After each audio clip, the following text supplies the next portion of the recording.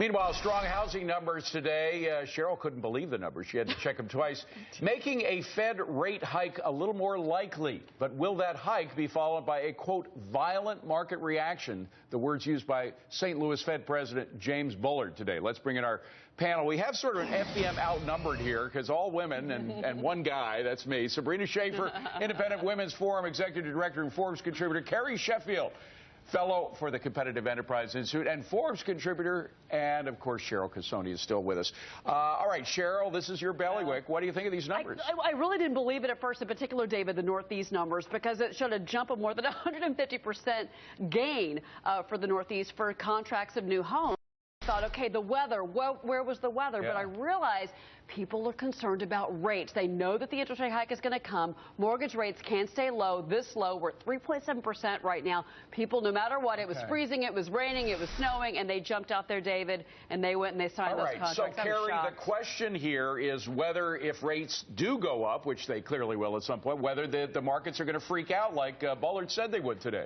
Yeah, you know, I wouldn't put it past the market. I mean, we saw what happened in 2013, the taper tantrum, as they called it, when the Fed threatened to take away the punch bowl with the quantitative easing. So I think we could see something similar, which I think is why the Fed is being so cautious here.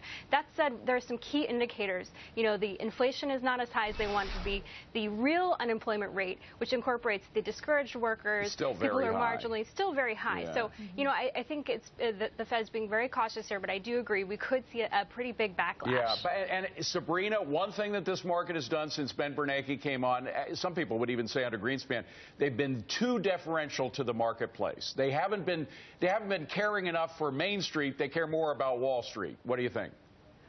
Well, there certainly has been sort of a cautiousness here, but I think reasonably, right? We want to make sure that we try to avoid the kind of volatility that we're talking about. But I think at the same time, on the other side of the coin is that we have this sort of ad hoc sense. We have this word patient that keeps being thrown out there, this sense that we don't know when this is coming. And, of course, markets don't like that kind of surprise. I just wonder if Janet Yellen is going to stand up to the market. So far, I haven't seen it from the Fed. Well, moving on, or maybe even backwards, there is a new rule that effectively denies federal emergency funds to those governors who won't pay taxpayers' money on global warming policies. But doesn't this cross the line in kind of dictating political beliefs, Sabrina? Yeah, I mean, first of all, who knew that FEMA was now in the business of regulating free speech, right? I mean, this is sort of unbelievable to me. First of all, I think that it's really important to be in the shoes of these different governors, these different environmental mandates. Some of them are very large, nearly $500 billion, federal programs that are attempted to change our behavior and to change the environment are damaging to states. And governors have to look out for their environmental interests as well as their economic interests to make sure there's job creation, economic growth in their states. And Carrie, to apply a condition, a political condition to whether or not one receives help in an emergency seems to me to be outrageous. No, that's playing political football with people's lives. I think it's scary. Right. And I got a question for FEMA.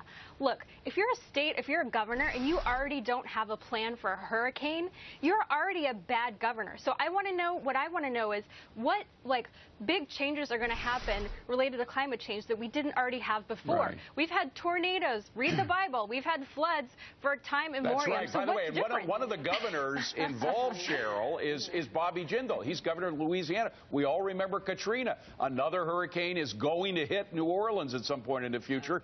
What happens if they lose their federal money because of this? Well, exactly. Well, there's going to be egg on the face of the president at that time. And I think what's interesting is it's not just about FEMA now. Look, we have seen this push into regulation through the EPA. Look at what the administration's been doing with the EPA recently. Really overstepping. And to Carrie's point, it's scary. Just outrageous. Coming up next, what do you do if you're the president and you don't like a business for some reason or another? We could try to cut off their funding. We're going to debate Operation Choke Point coming up. And want a real look at what's going on in the European economy? We'll ask someone who actually does business there. We're going to be talking to one of Europe's leading entrepreneurs, get his controversial thoughts on the state of the region.